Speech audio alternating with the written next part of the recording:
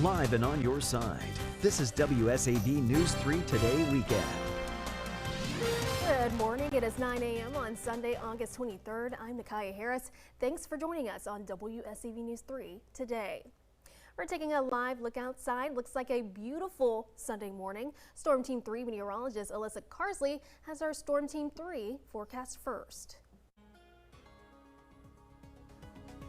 Well, as we head throughout the day, we're back to tracking those temperatures climbing back up above average. We saw highs yesterday still be hot, humid in the lower 90s, but at least they were in the lower 90s compared to the intense heat and the humidity we have been tracking over the last week and a half. But here we go again, looking at those high temperatures climbing back up into the upper 90s away from the coastline, even across Tybee and Hilton Head.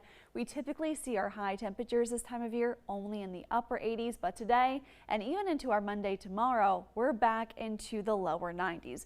Watching for that lovely sunny sky out there, a low risk of rip currents up and down the coastline, but just look how hot it's going to be throughout the day. Once again, 97 degrees for the high today in Glenville, Hinesville, and Jessup, and 96 degrees here in Savannah. That's above average for this time of year, but there is some good news in the 7-day forecast with the chance of rain increasing by midweek. That will certainly help our temperatures, but we'll talk about all of that coming up in just a few minutes. We start with some new developments this morning. An arrest has been made in what police are calling an accidental fatal shooting in Savannah Friday night. The Savannah Police Department says they were called to the 1400 block of Benton Boulevard. Once there, they found a victim with a gunshot wound to the head. He was taken to the hospital where he later died. 18-year-old Victor Salzar was arrested at the scene and charged with involuntary manslaughter and aggravated assault. Savannah police have also arrested a suspect in a shooting that injured a young man earlier this week. SPD says they arrested 17-year-old Demetric Hamilton yesterday in connection to that shooting on East 71st Street Tuesday afternoon. Hamilton is being charged with aggravated assault and possession of a firearm during a felony. The investigation is ongoing. Anyone with information is asked to call Crime Stoppers at 912-234-2020. An opening for a major road project in Port Wentworth has been pushed back by about a year. Port Wentworth Mayor Tracy Saunders says the opening of Effingham Parkway is delayed until spring or summer of 2027. In a Facebook post, Mayor Saunders says a section of the roadway has to be redone after flooding last August. The work is intended to help prevent flooding in that area once the roadway opens. WSAV is your local election headquarters. Looking ahead to 2028, both parties are facing wide open primaries for their nomination for the presidency, and one Georgia Democrat is already making waves in the polls. A recent poll from Emerson College shows Georgia Senator Jon Ossoff leading against both Vice President J.D. Vance and Secretary of State Marco Rubio in a hypothetical election matchup.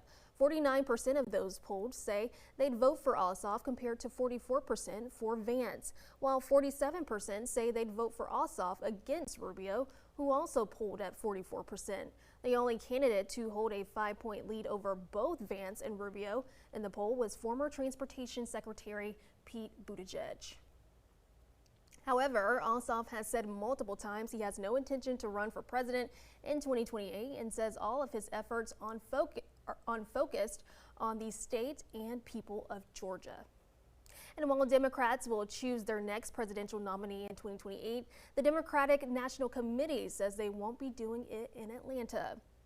Atlanta was one of 5 cities considered to host the 2028 Democratic National Convention. Party leaders eliminated Atlanta and Chicago from the running. Officials didn't specify exactly why the 2 cities were removed from the consideration. Democratic leaders now must decide between Boston, Denver, and Philadelphia. Republicans have already announced Houston as the site of their convention. In a letter obtained by WSAV, Atlanta Mayor Andre Dickens lashed out at the Democratic National Committee, saying, quote, for the DNC to not even include Atlanta in the short list means that the DNC does not consider Atlanta or Georgia relevant to the past, present, or future of the Democratic Party. Mayor Dickens went on to accuse the party of abandoning black voters. Meanwhile, South Carolina is set to kick off the 2028 Democratic presidential primary. The Democratic National Committee has voted to approve a new calendar That has the Palmetto State voting first on January 22nd, 2028. It's the second straight cycle South Carolina has gone first after former President Joe Biden pushed to give the state that spot in 2024. This afternoon, Senator Graham is set to make one last stop in the Lowcountry with a meet and greet event in Beaufort. It's happening at Bricks on Boundary at 2 p.m. Bricks on Boundary says they will not be open their normal operating hours because of the event, but will be open for dinner. The event is expected to last about an hour. Tickets are already sold out. For details on how and where to cast your ballot on South Carolina's primary runoff and additional information ahead of the midterms both in the Palmetto State and Georgia, just go to our website. That's WSAV.com/electionHQ.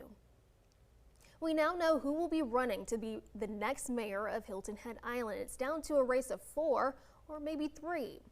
Incumbent Alan Perry is looking for his second term in office. The lifelong Hilton Head Islander is taking on the slogan, "Our Island, Our Community, Our Future." He is being opposed by businessman Dave Ferguson, who believes change is at the top is a good thing for the island. Palmer Simmons is a prominent native islander, and Skip Hoagland, an outspoken critic of the administration. Hoagland may not be on the ballot long. The elections board ruled he didn't live on Hilton Head Island, but Hoagland has challenged and has until election day to change that. Election day is November 3rd. Georgia has roughly 140 operational data centers and around 10 that are currently under construction, with an additional 80 or more planned or proposed. Georgia's data center boom is now raising questions about how much power the state will need and who will pay for it. WSAV's Archie Shashadri reports. New data shows there are more than 80 data centers in the works across Georgia. Data center facilities use massive amounts of electricity, putting new pressure on the state's power grid. We have a customer protection pledge that we put into place to make sure that residential customers and small business customers are not taking on that cost of large load customers coming to the state. And then we're also making sure that we're strengthening our grid to support all of the demand from them. And then, we also have growth coming from homes, right? So it's a growing state and we're ready for that growth to support the grid. State lawmakers say Georgia customers shouldn't have to foot the bill when it comes to data center expansion. Recent proposals this session, including requiring data centers to pay their own way and limiting tax breaks for the industry. But despite about 20 data center bills introduced, none passed. Instead, Georgia Power now moving ahead with more generation and transmission capacity. We did just get approved from the Public Service Commission to add more to our grid. So we do have a grid investment program to improve the grid around the entire state. We're not just focused on the Atlanta area. And then we're also building new transmission lines. We have an entire team to support our transmission projects. And think of the transmission lines as the large lines that you may see that connect cities. And so we're building more transmission lines because we know that the state is growing and we want to make sure our grid is reliable. The Public Service Commission recently approving almost 10,000 megawatts of new power, with about 80% expected to serve large customers, including data centers. Reporting in Atlanta, Archit Seshadri, Atlanta Bureau Chief. More housing for USC Beaufort students is in the works, including the first on-campus housing at the school's Hilton Head Island location. The university plans to add 92 beds there, with students expected to move in as early as fall of 2028. The new housing would be built on this empty lot at the Hilton Head campus. Funding has already been approved by the Beaufort Jasper Higher Education Commission. The 92-bed development would initially house underclassmen in USCB's hospitality program. The project is also getting support from Hilton Head Island leaders who say student housing is especially important as the community continues to deal with a housing crunch. The housing crunch that we've seen over the past couple of years, it was necessary and is necessary to have dormitories here to house the students because we want to see kids here. We want kids to come through this program and really find a way to stay on Hilton Head as well. And leaders say the new dorms could also serve another purpose when most students are away, providing a potential option for summer workforce housing. Staying in the Lowcountry, beach renourishment projects happening across South Carolina this summer could be impacting oyster reefs close to the shoreline. Our sister station in Charleston has a closer look. The South Carolina Environmental Law Project is raising concerns about the potential impacts dredging may have on oyster beds. The proposed dredging project in Murrells Inlet is top of mind for local researchers and advocates, as they say it could disturb a vital ecosystem. They're proposing to do one of the largest dredging projects ever, and the original proposal included that there would be oyster impacts that they deemed were unavoidable. We originally commented on that and asked that they avoid any oyster impacts and also include buffers from the dredging zone to these oyster beds. Oysters have naturally lived in the inlet's estuary or been placed as part of restoration projects. Just one of them can filter 50 gallons of water a day. But experts say the dredging would disrupt that process. So oyster beds, they provide habitat, they're a food source, and they also filter the water. Without the beds, advocates say there could be major impacts to the marine habitat, including deterioration of water quality. The Army Corps of Engineers, which manages the dredging project, says this is still under review. The SCELP is focused on protecting the creeks that have never been dredged, hoping to mitigate whatever impacts there may be. We're not fully against the full dredging project, but we would just like to see a reduced scope so that we can balance wildlife, or the interests of wildlife, but then also people who have an interest in like recreating in the estuary, for boating as well.